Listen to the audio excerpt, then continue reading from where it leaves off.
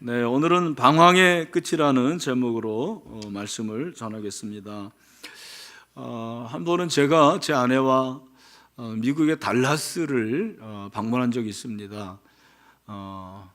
공항에 도착해서 렌트를 하고 숙소에 갔습니다. 그리고 짐을 풀고 제 친구 목사님이 달라스 신학교에서 공부를 하고 있어서 그 목사님을 만나고 또 달라스 신학교도 한번 구경하려고 달라스 신학교에 갔어요. 만나서 좋은 시간을 가지고 이제 헤어지고 다시 숙소로 되돌아갔는데 숙소를 찾을 수가 없는 거예요. 뭐 큰 호텔이면 모르겠는데 그냥 자그마한 모텔 같은 그런 숙소를 정했는데, 요즘 같으면은 뭐 내비게이션이 있고 구글 맵이 있기 때문에 이런 일이 없어요. 그러나 그 당시에는 그냥 한 장짜리 종이 지도를 가지고 찾아야 말았습니다. 참고로 제가 운전은 잘하는데 방향 감각이 없어요. 이게 운전 잘하는 건지는 모르겠는데, 그래서 이거 어떻게 해야 될까 해가지고는 굉장히 당황이 되더라고요. 나는 1시간도 넘게 2시간도 넘는데요, 보니까 이 방황할 때의 특징이 뭐냐면 헤매는 데를 또 헤맵니다. 왔던 데 또 오고, 여기가 아닌 개별 해가지고 또 다른 데 가고, 해가 지더라고요. 그래서 저녁 먹고 찾자. 그래서 저녁 먹고 정말 기도 열심히 하고 막 연락하고 물어물어 해가지고 찾았겠습니까? 못 찾겠습니까? 찾았죠. 찾긴 찾았는데 진이 빠지더라고요. 짐을 풀어놨으니까 다른 데 갈 수도 없잖아요. 그렇게 정말 헤매고 방황한 적이 있었는데, 좀 시간이 지나니까요 두려움이 생기더라고요. 이러다가 정말 밤새는 거 아닌가? 제 아내도 두려워하고 저도 두려워하고, 달라스에 대한 트라우마가 있습니다. 여러분, 인생의 방황, 신앙의 방황은 어떻게 길을 잃고 방황하는 것과 비교할 수가 있겠습니까? 정말 인생에서 방황하고 신앙에서 방황하는 사람들의 그 마음이라는 것은 이루 말할 수가 없는 거죠. 오늘 이 본문에 엄청난 방황을 한 사람들의 이야기가 나옵니다. 우리가 이제 민수기인데 모세오경이 첫 번째가 창세기. 무슨 책이라고 그랬습니까? 창세기의 주제는 시작. 출애굽기는 뭐라고 그랬습니까?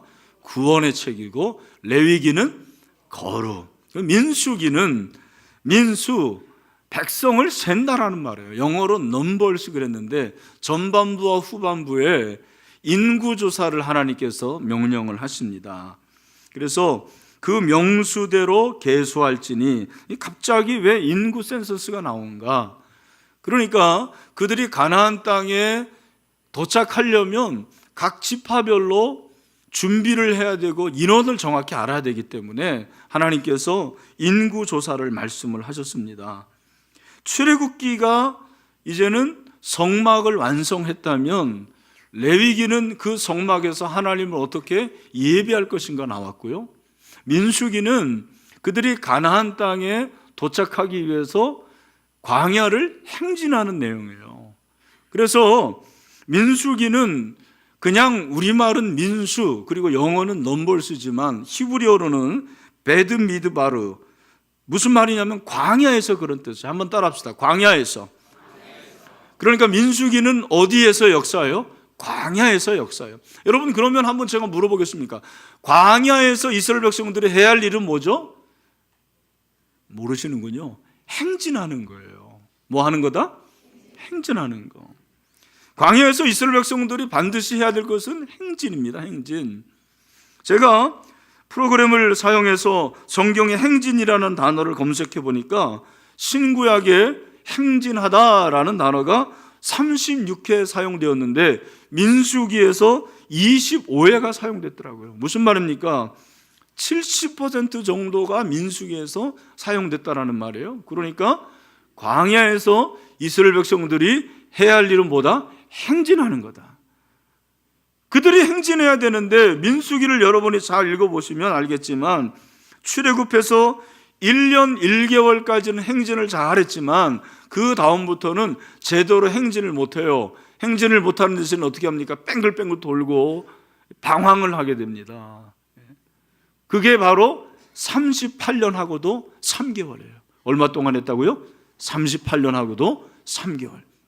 40년 광야 역사인데 38년이니까 95%를 뭐 한 거예요? 행진한 게 아니다. 뭐 했다? 방황했다.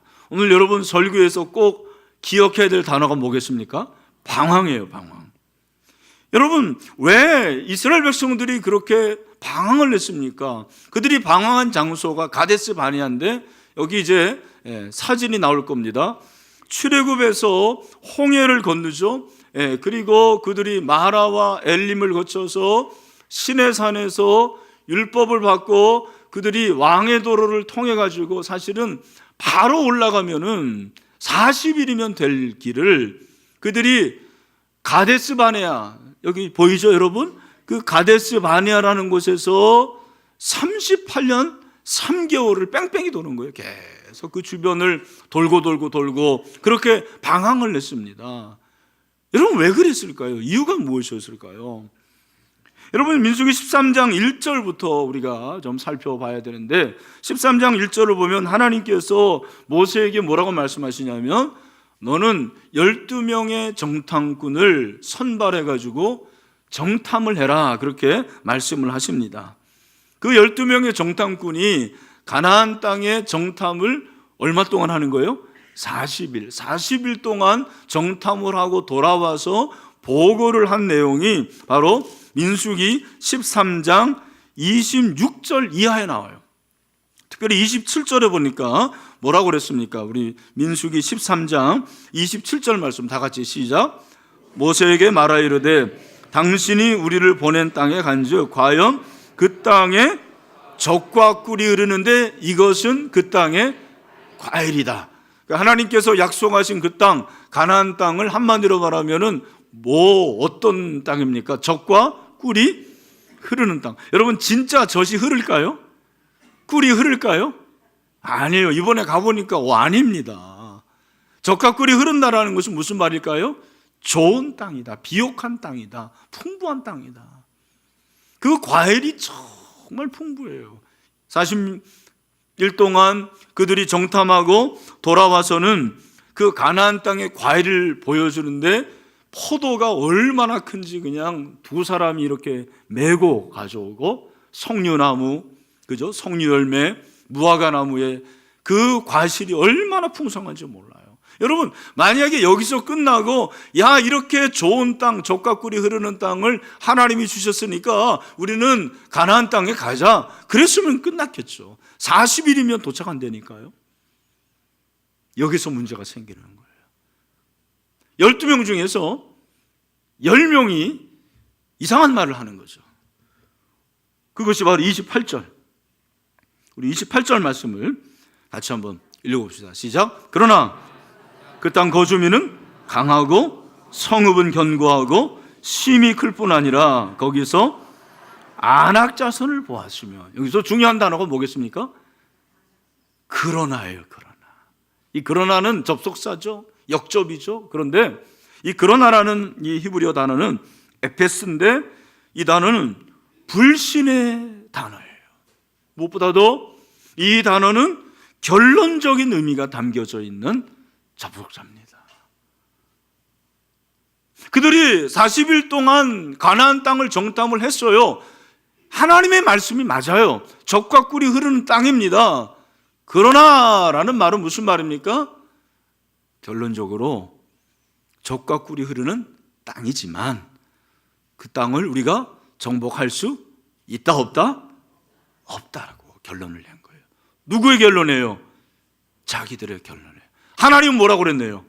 젖과 꿀이 흐르는 땅에 도착할 것이다. 여러분 이게 바로 그들의 문제였습니다. 이 그러나라는 이 단어는 이스라엘 백성들의 그 마음 깊은 곳에 무엇이 담겨져 있었느냐를 말해주는 단어예요. 이것은 불신의 단어입니다. 하나님은 하실 수 있다고 하는데 자기들은 잠정적으로 안 된다라는 거예요. 안 된다. 더군다나 이스라엘 백성들은 그 보고를 듣고 어떻게 합니까? 대성통곡을 했다고 그랬어요. 14장 1절. 아이고 아이고 집에 가자. 아이고 가나안 땅에 가야 되는데 이들이 집으로 가자 그러는 거예요. 애굽에 살 때가 좋았다고 말을 합니다. 여러분, 저는 이 말씀을 보면서 바로 10명의 정탐꾼의 모습이 우리의 모습이라는 생각을 합니다. 우리도 똑같이 그러나라는 단어를 잘 사용해요. 성도들을 보면은 어떻습니까? 하나님의 말씀을 읽고 듣고 하나님의 말씀을 깨달으면서 뭐라고 그랬습니까? 하나님 말씀이 맞습니다. 하나님이 옳습니다. 성경이 맞습니다. 그러나 나에게는 아닙니다. 지금은 아닙니다. 나는 할 수 없습니다. 이게 우리의 신앙의 현주소인 것 같아요. 항상 기뻐하고 쉬지 말고 범사에 감사하라. 맞습니다. 근데 어떻게 항상 기뻐할 수가 있습니까? 어떻게 쉬지 말고 기도하고 범사에 감사할 수 있습니까? 나에게는 해당되지 않습니다. 원망하고 불평하지 말라고 하는데 맞습니다. 그러나 나는 원망이 됩니다. 염려하지 말라고 하시는데 맞습니다. 그러나 내 상황을 보십시오. 하나님, 염려하지 않을 수가 있습니까? 원수를 사랑하라고 하는데 하나님, 제 입장대 보면은 그런 말씀 못 하실 거예요. 나는 그 사람을 사랑할 수가 없습니다. 용서할 수가 없습니다.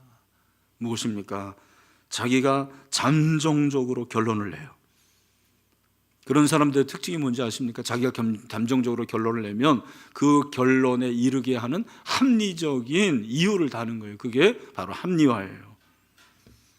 자신의 결론을 내리고 합리화를 시키고 나는 그럴 수밖에 없다고 얘기합니다. 그것이 바로 종교예요. 여러분, 우리가 예수를 오래 믿었음에도 불구하고 하나님 말씀을 잘 알고 말씀을 읽고 듣고 깨달음에도 불구하고 하나님의 뜻에 내 뜻을 맞춰야 되는데 내 뜻에 하나님의 뜻을 자꾸 맞추려고 그러는 거예요. 하나님의 동의를 얻어요. 난 이게 문제라고 생각을 합니다. 오늘 한국교회가 왜 이렇게 성도들이 능력이 없느냐, 왜 성도들이 신앙생활 하면서도 이렇게 무기력하냐, 그러나 때문이라고 생각해요. 그러나 이런 태도는 신앙이 아닙니다. 불신입니다. 종교입니다. 잘못된 신앙입니다. 사랑하는 우리 성도 여러분, 우리 그러나 하지 말고 하나님이 말씀하시면 얼마든지 그럴 수 있습니다. 그런 믿음의 고백이 있게 되기를 축원합니다. 하나님의 약속을 믿지 못한 이스라엘 백성들에게 하나님이 두 가지 벌을 내리시는데 하나가 죽음이에요. 1세대들을 다 죽여버립니다. 참 무서운 일이에요. 레오노드에 의하면 광야에서 120만 명 정도가 죽었다고 하고 이 수는 매일 85명, 12시간으로 잡으면 시간당 7명씩 죽어가는 숫자예요. 그러니까 여러분, 이스라엘 백성들은 계속 장례치다가 말았어요. 방황하면서 계속 죽어가는 거예요. 죽음의 역사, 광야의 역사는 죽음의 역사예요. 안타까움입니다. 또 한 가지가 하나님이 방황하게 하신다 그랬어요. 33절부터 보니까 뭐라고 그랬습니까? 14장 33절, 너희의 자녀들은 너희 반역한 죄를 지고 너희의 시체가 광야에서 소멸되기까지 40년을 광야에서 어떻게 하는 자가 된다고 그럽니까? 방황하는 거예요. 여러분, 방황이 무엇입니까? 여기서 이 방황이라는 것은 안식이 없는 상태를 가리키는 거예요. 이 방황이라는 것은 샬롬의 상태가 아니에요. 불안하고 염려가 있고 늘 두려운 상태, 그 상태가 바로 방황이죠. 의미 없이 떠돌고 유리하는 것, 결국 그들이 그렇게 방황하다가 38년 동안 떠돌아다니다가 죽음으로 맞춰지게 되는 거예요. 여러분, 왜 이런 방황이 일어났습니까? 오늘 민수기에서 하나님께서는 이스라엘 백성들의 영적인 상태를 아주 적나라하게 지적을 했습니다. 그런데 그 단어가 보통 사용하는 단어가 아니에요. 우리가 생각할 때는 그냥 불순종하고 따르지 않았다라는 단어가 아닙니다. 하나님께서 어떤 단어를 사용하시냐면 14장 11절을 보면 나를 멸시했다고 그럽니다. 너희들이 나를 멸시했다. 그리고 33절에서는 반역한 죄라고 얘기를 해요. 반역한 죄. 그리고 35절에서는 나를 거역했다, 그렇게 말씀하셨습니다. 멸시하고, 그리고 반역하고, 거역하고. 여러분, 이런 모든 것들은 어떤 의미가 사실 담겨져 있는 거예요? 이건 사실 정치적인 단어거든요. 여러분, 죄가 많이 있지만 그 죄 중에서 절대로 어떻게 보면 사회에서 용납할 수 없는 죄가 뭐냐면 쿠데타예요.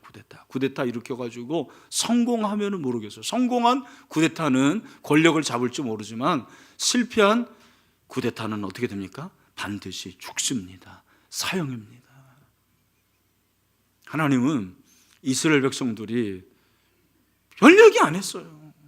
하나님, 그 땅 가보니까 아낙 자손이 우리보다 더 크고 힘이 있고, 그래서 우리는 그 땅을 정복할 수가 없겠습니다. 하나님께 원망하고, 그리고 하나님의 말씀, 그 말씀을 온전히 인정하지 않았는데 하나님은 이스라엘 백성들에 대해서 거역했다고 합니다. 반역했다고 합니다. 멸시했다고 합니다.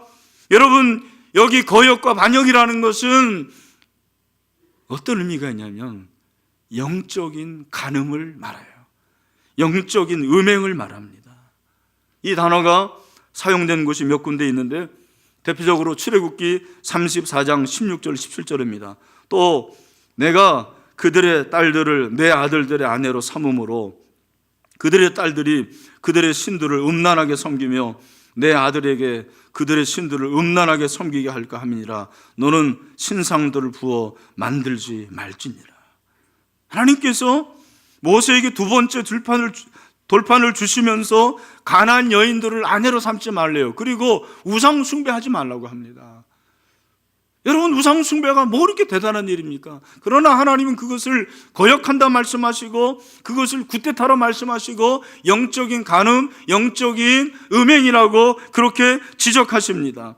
결국 불신앙이 그들로 하여금 방황하게 만들었다라는 결론에 이르게 되는 거예요. 여러분 기억하십시오. 이스라엘 백성이 38년 동안 그렇게 오랫동안 방황한 이유는 그들이 힘이 없어서가 아닙니다. 돈이 없어서도 아니었습니다. 건강을 잃어서도 아니었습니다. 그것은 영적인 문제였어요. 여러분, 그들의 영적인 문제는 다른 것이 아니고 하나님께 대한 회의였습니다. 하나님께 대한 의심이었습니다.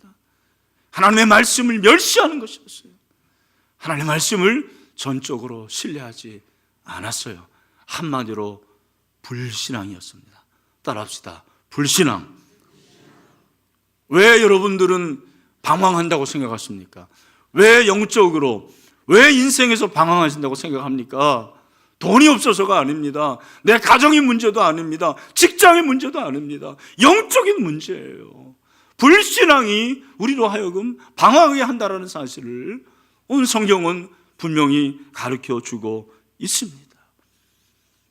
오늘 저는 이 예배 드리는 우리 신일교회 산부 예배 모든 형제자매 한 분 한 분이 영적인 방황을 끝낼 수 있게 되기를 축원합니다.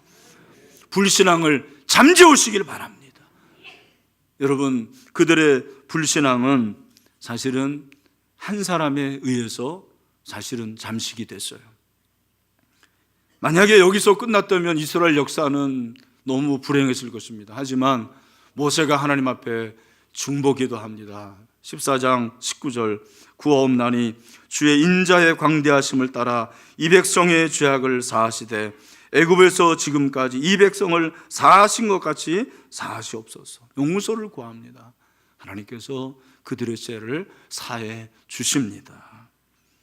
여러분, 근데 여기서 하나님이 이스라엘 백성들이 그러나라고 하면서 불신앙을 드러내고 그들이 합리화하고 잠정적인 결론에 이르는 것에 반하는 또 하나의 그러나가 나와요. 전혀 다른 그러나예요. 그것이 무엇입니까? 14장 24절 말씀을 한번 보시길 바랍니다. 우리 14장 24절 말씀 다 같이 한번 비전월에서도 읽고 우리 다 같이 크게 읽읍시다. 시작. 그러나 내 종 갈렙은 그 마음이 그들과 달라서 나를 온전히 따랐은즉 그가 갔던 땅으로 내가 그를 인도하여 드리니 그의 자손이 그 땅을 차지하리라. 그러나의 사람, 불신앙의 이스라엘 백성들과 전혀 반대의 그들과는 상종하지 않는 구별된 한 사람이 나옵니다. 그 사람이 누굽니까? 갈렙이에요. 또 한 사람이 누구예요? 여호수아예요. 여호수아 갈렙만 제외하고 1세대가 다 광야에서 죽습니다. 여러분, 여호수아 갈렙이 물론 위대한 사람이지만 그들이 한 일이 그렇게 엄청난 일이 아니에요. 무슨 대운하를 건설하고 그들이 무슨 엄청난 건물을 만들고 그리고 대단한 정치를 한 게 아니었습니다. 성경은 여호수아와 갈렙의 모습을 아주 간략하게 설명을 하고 있습니다. 여호수아 갈렙이 어땠는지 아십니까? 민수기 14장 4절부터 9절에 잘 나와 있어요. 우리 같이 한번 14장 4절부터 9절 한번 읽어봅시다. 시작. 이에 서로 말하되 우리가 한 지휘관을 세우고 애굽으로 돌아가자 하매 모세와 아론이 이스라엘 자손의 온 회중 앞에서 엎드린지라. 그 땅을 정탐한 자 중 눈의 아들 여호수아와 여분네 아들 갈렙이 자기들의 옷을 찢고 이스라엘 자손의 온 회중에게 말하여 이르되 우리가 두루다니며 정탐한 땅은 심히 아름다운 땅이라. 여호와께서 우리를 기뻐하시면 우리를 그 땅으로 인도하여 들이시고 그 땅을 우리에게 주시리라. 이는 과연 젖과 꿀이 흐르는 땅이니라. 다만 여호와를 거역하지는 말라. 또 그 땅 백성을 두려워하지 말라. 그들은 우리의 먹이라. 그들의 보호자는 그들에서 떠났고 여호와는 우리와 함께 하시니라. 그들을 두려워하지 말라 하나. 여러분, 성경을 읽을 때 크게 읽으세요. 집에서도 여러분 잘 안 읽잖아요. 교회 와서라도 읽어야지. 여러분, 여호수아 갈렙이 다른 거 한 일 없습니다. 사실은 뭐 했습니까? 하나님께 대해서 예스했어요. 하나님께 대해서, 하나님의 말씀에 대해서 맞습니다, 옳습니다라고 그렇게 반응한 것밖에 없습니다. 근데 하나님은 그걸 보신 거예요. 그게 신앙이라는 거예요. 여러분, 신앙이 무엇입니까? 신앙이라는 것은 하나님에 대해서 예스하는 것입니다. 하나님의 말씀에 대해서 예스하는 것이 신앙입니다. 하나님은 그 신앙을 귀하게 여기십니다. 여러분들 하나님의 말씀에 대해서 예스하십니까? 하나님의 말씀은 그냥 말씀으로 생각하잖아요. 그러면서 여러분들의 생각과 여러분들의 경험으로 살아갈 때가 얼마나 많이 있습니까? 저는 직장 생활을 한 적이 없기 때문에 직장 생활을 잘 몰라요. 그런데 직장 생활이 어려운 게 뭐냐면 상사와의 관계더라고요. 우리 부하 직원들이 자주 하는 것 중에 하나가 뭐예요? 상사의 뒷담화를 까는 거잖아요. 뒷담화를 하는 거예요. 뒷담화예요, 담화. 그죠? 그 이 부장 말이야, 인간이 그렇게 생겨 먹으면 안 되지. 김 부장 말이야, 그렇게 하면서 여러분 그렇게 상사의 뒷담화를 말하시죠? 안 하시는 걸로 알고 있습니다. 근데 여러분, 사실 직장에서 상사에게 예스맨이 되는 것이 굉장히 어렵다고 그래요. 근데 직장에서 예스맨이 될 수 있는 건설적인 그런 팁이 있는데 뭐냐면 그런 얘기를 하더라고요. 상사의 의견을 존중하라는 거예요. 상사의 의견을 존중하고, 그리고 그 상사가 가지고 있는 장점이 하나는 있다라는 거예요. 그래서 그 장점 하나를 잘 본받고 그렇게 직장 생활을 하면 그 건설적인 예스맨이 직장에서 인정도 받고 그리고 점점점 성공할 수 있다라는 그런 얘기를 들었습니다. 저는 신앙생활도 마찬가지로 생각합니다. 참 우리 예수 믿는 사람들이요 다 이렇게 앉아있을 때는 하나님의 말씀에 아멘하고 예스하는 것 같아요. 하지만 직장에 가고 그리고 가정에 가고 사회에 가면 하나님의 말씀에 예스하지 않죠. 그러나를 계속 남발하는 거예요. 그러나를 남발합니다. 여러분 아브라함을 보면 아브라함이 100세에 낳은 아들을 이삭을 어떻게 바칠 수가 있었을까요? 여러분 이것이 얼마나 어려운 일입니까? 만약에 아브라함이 그러나를 말할 수 있었다면 얼마든지 핑계를 대고 이유를 댔을 것입니다. 하나님, 이 아들 죽으면 제 아내도 아마 죽을 겁니다. 우울증에 걸릴 겁니다. 만약에 이 아들을 바치려 할 때 이 아들이 반항하면 어떻게 합니까? 그러나 여러분 아브라함은 하나님의 말씀에 예스합니다. 하나님에게 예스합니다. 그리고 말씀을 붙잡고 약속을 붙잡고 이삭을 하나님께 바칩니다. 히브리서 6장 13절 14절을 보니까 하나님 아브라함에게 약속하실 때 가르쳐 맹세할 자가 자기보다 더 큰 이가 없으므로 자기를 가르쳐 맹세하여 이르시되 내가 반드시 너에게 복주고 복주며 너를 번성하게 하고 번성하게 하리라 하셨더니, 왜 우리가 방황하는지 아십니까? 사실은 영적인 불신앙인데 그 불신앙의 가장 중심에는 하나님의 말씀이 없기 때문이라고 저는 생각을 해요. 하나님의 말씀이 없어요. 그냥 종교인들이에요. 예배 그냥 점 찍고 가는 거예요. 그것으로 만족합니다. 여러분은 만족할지 모르지만 하나님은 만족하지 않으십니다. 여러분은 자기 의를 가지고 종교생활 할지 모르지만 하나님은 절대로 그렇게 생각하지 않으십니다. 여러분, 저는 우리 신일교회가 다시 한번 말씀을 붙잡고 말씀으로 돌아가는 교회가 되기를 간절히 소원합니다. 인생의 방황은 예수 그리스도를 만나면 끝이 납니다. 여기 방황하는 사람들은 아직 예수 그리스도를 안 만난 거예요. 신앙의 방황은 좋은 교회를 만나면 끝이 납니다. 여러분, 좋은 교회가 어떤 교회입니까? 우리 신일교회가 좋은 교회라고 저는 믿습니다. 이유가 뭐냐면 하나님의 말씀을 들을 수 있는 교회이기 때문에 그런 거예요. 여러분, 하나님의 말씀을 들으시길 바랍니다. 여러분이 하나님의 말씀을 듣는 이곳이 바로 천국인 줄로 믿습니다. 우리가 방황을 하면은요, 앞이 보이질 않기 때문에 계속 뺑뺑 도는 거예요. 그걸 환상 방황이라고 합니다. 독일어로 링 반더롱이라고 그래요. 링이라는 것은 둥근 거 아닙니까? 반더롱이라는 것이 바로 헤매는 거예요. 환상 방황. 실제로 사하라 사막에서 시야가 좋지 않을 때 길을 잃고 방황하는 사람들을 연구해 보니까 본인들은 똑바로 걷는다고 하지만 그러나 그 자리에서 뺑뺑 돌더라는 거예요. 여러분이 바로 그렇습니다. 하나님의 말씀이 없으면 그냥 다람쥐 쳇바퀴 도는 거예요. 교회를 다니긴 다니죠. 예수 믿는다고 하죠. 기독교인이라고 하죠. 그러나 하나님의 말씀으로 인한 확신이 없어요. 여러분, 정말 천국에 대한 확신이 있으십니까? 부활의 확신이 있으세요? 네? 정말 여러분들이 하나님의 말씀으로 인한 구원의 감격이 있으십니까? 그러니까 점만 찍고 가는 거예요. 종교인이 되는 거죠.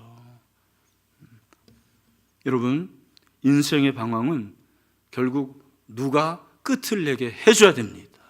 내가 계속 방황하기 때문에 나 혼자는 못 나와요. 누군가가 나를 끄집어 내줘야 돼요. 방황의 끝을 내게 해줘야 됩니다. 저는 그것이 바로 하나님이라고 믿습니다. 예수 그리스도의 말씀이 그렇습니다. 그래서 하나님은 이스라엘 백성들에게 말씀을 다시 주시는 거예요. 그 말씀이 바로 신명기예요. 이스라엘 백성들이 38년 동안 방황하잖아요. 다시 재정비하게 만듭니다. 모압 평지에서. 그리고 다시 한번 모압 평지에서 그들에게 말씀해 주신 것이 신명기예요. 여러분 신명기 읽으실 거예요. 여러분 이 신이라는 것은 새 신자가 아니에요. 이 신자라는 것은 거듭 신자입니다. 명자는 명령할 명자예요. 거듭 명령하신 말씀, 그래서 신명기라는 거예요. 영어로 듀터로노미. 이 듀터로미라는 것은 그 의미가 세컨드라는 거예요. 두 번째라는 거예요. 복습이에요, 복습. 1세대가 실패했어요. 영적으로 실패했어요. 그들을 다시 세웁니다. 2세대들에게 말씀하십니다. 오늘 사랑하는 성도 여러분, 말씀을 들으십시오. 말씀이 여러분의 방황을 끝내게 할 줄로 믿습니다. 말씀으로 돌아가면 우리는 다시 일어나게 될 줄로 믿습니다. 여러분, 신일교회는 참 좋은 교회, 건강한 교회. 왜? 말씀을 듣게 하잖아요. 이건희 목사의 말씀만 들으라고 하지 않아요. 제가 18년째 설교하고 있습니다. 늘 나는 여러분들이 졸지 않고 말씀을 들어주는 것에 대해서 감사하는 사람이에요. 좋은 사람도 있긴 있어요. 네. 그 습관이에요. 네. 예수님이 말씀해도 좋을 사람들이에요. 그런데 여러분, 저 말고도 하나님의 말씀을 잘 전하는 그런 목사님들이 오잖아요. 우리 김희석 교수는 잠언의 대가입니다. 오늘 본문도 잠언이에요. 우리가 잠언을 읽는데 잠언의 그 말씀을 딱 2번으로 오늘 내일 정리해 줄 거예요. 여러분, 은혜가 될 줄로 믿습니다. 우리 김영준 목사님은 아실 거예요. 동안교회 김동호 목사님 후임이에요. 외대와 경희대에서 그 옆에서 목회를 얼마나 잘하는지 몰라요. 송태건 목사님은 얘기 안 해도 알죠. 송 목사님은 제가 이 교회 부임할 때 만났던 분이에요. 어떻게 목회해야 되겠습니까? 그때 저에게 강단 기도를 말씀하셨어요. 이 목사님 다른 거 하지 말고 2주 동안 강단에서 기도만 하세요. 제가 기도했어요. 훌륭한 분이에요. 저보다 설교 훨씬 잘하고 목회도 잘하는 분입니다. 여러분, 제가 한번 물어볼게요.